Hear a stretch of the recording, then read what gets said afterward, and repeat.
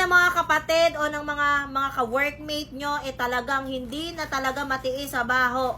Well, regaluhan nyo ng ganito, baka sakaling matanggal o baka malesen yan. Alam nyo kung bakit? Meron lang naman tong 4 na available flavor sa isang pack, which is the blueberry, mint, peach, and lemon. Kaya hindi rin sila magsasawa kasi di ba yung mga ibang mint nakakasawa, minsan sobrang menthol, ang hirap kainin. Ito, sobrang din ito, sobrang man tawag dito, hindi ka hindi ka mauumay kasi meron siyang iba't ibang flavor. So tikman muna natin itong mint. Ito. Favorite ko kasi mint eh.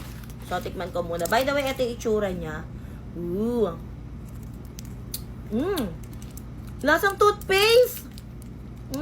Ito naman sa'yo, blueberry. Ang sarap, lasang toothpaste. Yung mint. Yung mint flavor. Grabe. Diba? Kapag aalis ka ng bahay, syempre hindi maiiwasan, kakain tayo sa labas. Kung hindi man, hindi tayo nagsasalita sa maghapon. Minsan, medyo mabaho talaga yung smell ng ating breath. So, bumili na kayo ng ganito kasi nga, hindi ka mauumay dahil meron siyang available flavors at the same time, marami na rin sa isang pack. Sa isang pack, kaya i-check out mo na yan, ilalagay ko sa yellow basket. Mga kapatid, meron ako nabili dito sa TikTok, which is itong car mirror. Ayan mga kapatid, meron lang kasi ako ditong yung natural lang na yung normal lang na mirror dito sa sasakyan. Pero kasi gusto ko kasi yung kahit sa gabi makakapag-retouch ako. By the way mga kapatid, touch control na nga pala to. At meron din tong ilaw, diba? At hindi lang yan kasi meron siyang 3 klase ng ilaw natin. Ayan, umpisahan natin sa cool light. Tapos meron tayong natural light at syempre yung warm light natin mga kapatado, 'di ba? Ang bongga na. At the same time, pag nalobot siya, walang problema kasi meron siyang charging port dito. At pwede ka na makapag-retouch kahit gabi, 'di ba? Kaya kung gusto mo rin ng ganyan, ilalagay ko sa yellow basket, mura lang 'yan. Tignan niyo kung gaano kaganda yung nabili kong short dito sa TikTok. 'Di ba?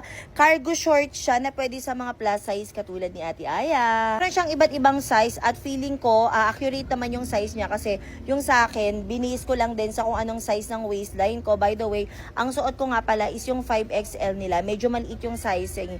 Ako kasi ang size ng bewang ko is 36 and okay naman siya. Medyo maluwang lang siya ng konti, pero okay lang yun. Di baling maluwag kaysa masikip kasi di ba mahirap ng remedyoan yun. So, ayan, napakaganda. Tignan nyo naman. Diba? At ang comfy niya isuot. Super cutesy. Kaya kung gusto niyo ng ganito, i-check niyo na yung yellow basket. Tignan nyo kung gaano kaganda yung nabili kong case dito sa TikTok. Talaga sa hinahanap ko sa mga case is kayang protektahan yung lens na meron ako. Kasi nga, yung mga nabibili kong case before is nagagasgas talaga yung mga lens ko. Syempre, sino ba naman may gusto na magasgas ang lens ng iyong cellphone? Tapos, as makakalimutin na babae, lagi ko talaga nakakalimutan yung mga card ko, yung mga reward card ko, pagka umaalis ako. So, ang ginagawa ko talaga, iniipit ko pa sa mismong likod ng case kong ganito. Buti na lang, nakakita ako ng case na pwedeng lagyan ng card. Diba? Actually, 2 card kasya dito at the same time, hindi lang siya basta-basta lagay ng card kasi pwede mo rin siyang gawing cellphone stand. Ayan, pag manonood ka ng movie, pwede yan. Ayan.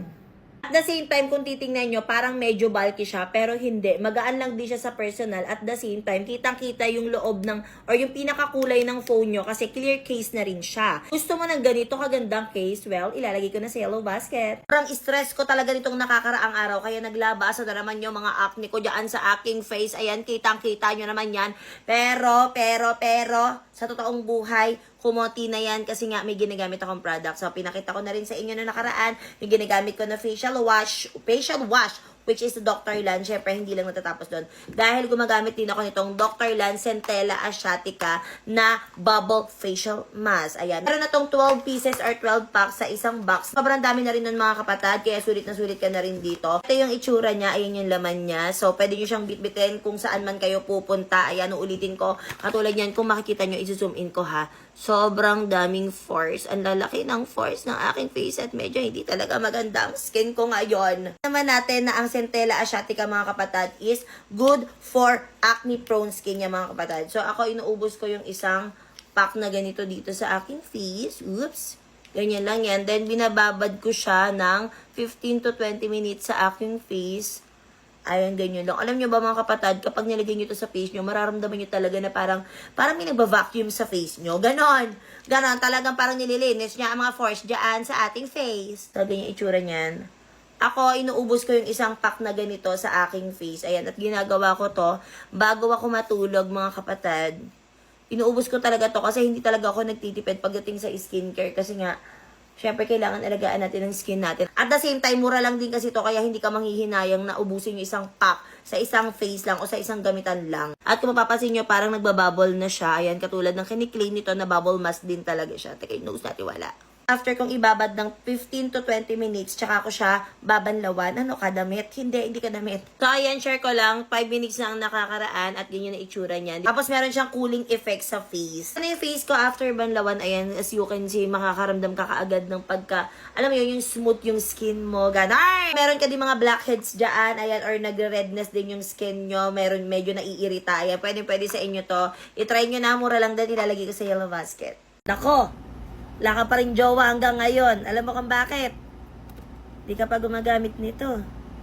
Masangsang siguro yan, kaya ganyan. Sinasabi ko sa'yo. Kaya ko ako sa'yo, mag-check out ka na ng Kifi 5 na to. Alam mo kung bakit? Hindi lang kasi siya nakakabango ng Kifi. Kasi, FYI lang ha. Amoy grapes to. Diba? Saan ka makakakita ng Kifi na amoy ubas? Pag ginamit mo to, mag-aamoy ubas yan. At, hindi lang yan. Alam mo kung bakit? Pwedeng pumuti din yung Kifi mo dyan. Sinasabi ko talaga sa'yo. Ngayon ka lang nakakita ng ganon. Etong Kifi 5 na to, hindi ka magsisisi kasi bukod sa babango na yung Kifi mo, paputi pa. Oh. Diba? Gumamit ka ng ganito, ilalagay ko sa yellow basket. Baka sakaling magka-boyfriend ka na. Tingnan mo ako. Hoy! Tingnan nyo kung gaano ka-cute tong nabili kong hydrating lip jelly. O, diba? Super cute. Actually, dalawang shade na yung binili ko kasi nga, bumili na kasi ng ganito yung kapatid ko, si Ate Ina. Kung kilala nyo siya sa Ate Ina, yay. So, nakita ko, sabi ko, ang cute naman yan. Ano yan? Tapos, akala ko keychain siya. Yung pala, lip jelly siya. Ayan, o, diba? Meron pang salamin dito. Very cute. Itong isa na to, yung una kong binili, as you can see, meron na nga bawas dito. Kasi yung pamangkin ko, kinutkot niya, nilagay niya sa lips niya kasi excited din siya. So, ito ay tomato jelly, which is ito yung shade number 1. Ito naman yung Barbie pink, which is number 2. Ayan, diba? So, i-try natin siya. Saktong-sakto kasi yung lips ko medyo dry ngayon. So, ito ay hydrating lip jelly. Ayan, ang ganda. Diba? Diba? Sa mga merong dry na lips dyan, pwede ito sa inyo. Ayan. And sa taas naman, ilalagay ko tong Barbie pink na shade.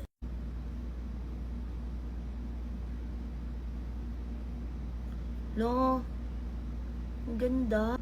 So, pagsamahin natin. Ang cutesy. O, diba? Very hydrating yung lips ko ngayon, unlike kanina. Sino ka dyan? Katulad kita na may pagkamalilimutin, pwedeng nyo nang isabit to sa mga bag nyo, ayan, sa mga pouch nyo, para laging nandun lang din siya kapag aalis kayo, diba? O gusto nyo ganito, kung meron ka mga dry lips katulad ko, ay pwede din to. Ako ang binili ko na yung buy one take one, yung parehas na shade na, para, diba, matry natin parehas. Ilalagay ko sa yellow basket kung gusto mo. Ito yung pinaka-na-miss kong kainin, lalo na sa madaling. Bango! Ayan, umalog siya. Umalog! Love! Sino yung love na yun? Sorry!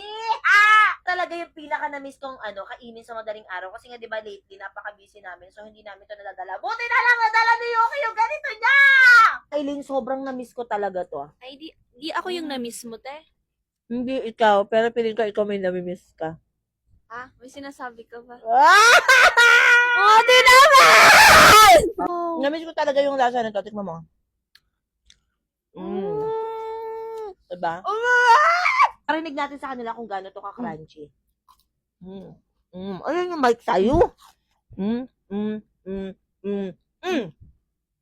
Sarap. Hindi kayo magsisisi kapag ito yung binili nyo kasi for sure, magugustuhan to ng kahit mga mother nyo, ayan yung mga chikiting nyo sa bahay. Kasi ako hindi talaga ako mahilig sa matamis. Pero, Pambaon sa school. yes, isa din to sa kinikrave ko talaga. Lalo na pag may dalawa ko, syempre naghahanap tayo ng mga matatamis, di ba? Sarap. Kaya pang hinihintay nyo, i-check nyo na sa yellow basket kasi naka-buy one take one to. Ang ingay mo naman, love. Hindi mo lakasan niyo pa ako yung Itong sakto kasi nagluluto-lutuan ngayon si Elaine tsaka si Saidi. Buti na lang dumating to. Ang cute ka talaga. Walang cute sa bahay na ito kung hindi si Bahaw lang. Halika, Bahaw. Hirapan siya lumakat, papalakal mo pati, hirapan siya lumakat. Ah, cute. Ah! So, buti na lang dumating to at alam nyo ba, ang mura lang din nito ha. So, kung meron kayong mga nanay na mahilig magluto or kung kayo mismo, ano ba yan, nag-a-affiliate ako dito eh. Nagluluto-lutoan kasi kami. Oh, Hindi so, nalaglag yan. ang ingay ng pamilyang ito. Tingnan kung gaano kaganda to. Ah, di ba? Ang ganda, very ano siya. Ang dali wow! Yayamanin. Kasi dati tayo, nung mga bata tayo, yung lagayan natin ng ganito, yung mga plastic siya. Ganda, tignan nyo, ang laki na rin niya. So, saktong-sakto kasi nagluluto nga sila, pwede nilang dito ilagay. At alam nyo ba, buy one, take one ko tong nabili. Totoo? Hindi, Totoo kakasabi ko lang, di ba? Totoo din. Sabi ko tuloy si Yans. So, kung mahilig kayong, kung marami kayong mga ganap sa bahay, may mga event kayo, at mahilig kayong magluto-luto, well, pwede kayong bumili nito kasi ang kapal na din niya. So, very ano siya, anong tawag dito? Very yayamanin ng atake pagka ganito yung ginamit nyo sa mga ulam nyo or sa mga handa nyo sa bahay, di ba? So, buy one, take one na siya, ilalagay ko sa yellow basket kasi naaasar na ako dito, panay lang pakyut.